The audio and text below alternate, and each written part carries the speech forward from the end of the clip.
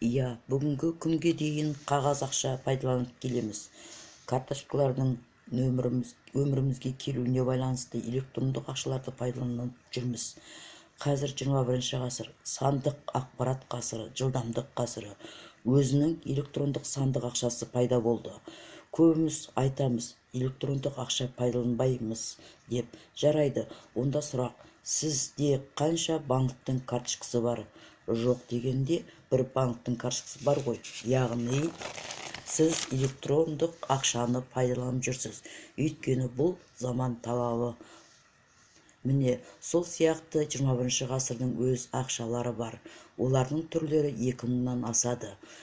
Бірінші түрі ол биткоин 2009 жылы өмірге келді. Оны өндіру үшін компьютерлерді пайдаланды. Соған бонусты биткоинмен берді. Осының арқасында майнер деген жаңа мамандық пайда болды. 2012 жылы Proof of Stake технологиясы шықты, яғни бухгалтерлік есеп-қисап.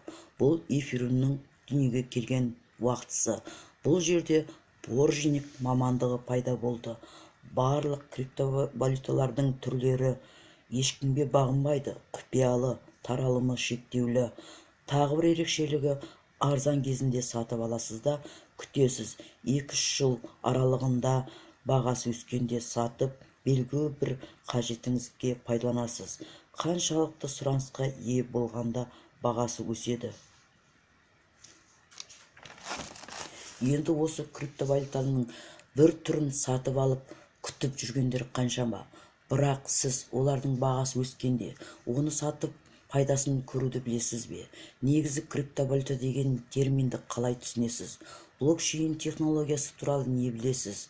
Міне, осы сұрақтарды біліп сауаттанған кезде ғана сіз көптеген проблемаларыңыз шеше аласыз, сауатты боласыз. Енді қазір бізде 2000-нан астам криптовалюта бір төбе, екінші бір бөлігі келді. Ол социализация блокчейна, то есть блокчейн технологиясын әлеуметтендіру. Адамдар, қоғамдар біріге отырып, бір-біріне блокчейн технологиясының не екенін, оны қалай пайдалануға болады, өмірімізге сол арқылы қандай өзгерістер болып жатқан бір-бірімізге үйрету арқылы ғана біз үлкен табысқа жетеміз. Блокчейн, социализация блокчейн, бұл біздің Назарбаев елбасымыз айтқандай, Нұрсұлтан Назарбаев елбасымыз айтқандай, цифровизация 2020 рухани жаңарту жастар программасына сәйкес келеді.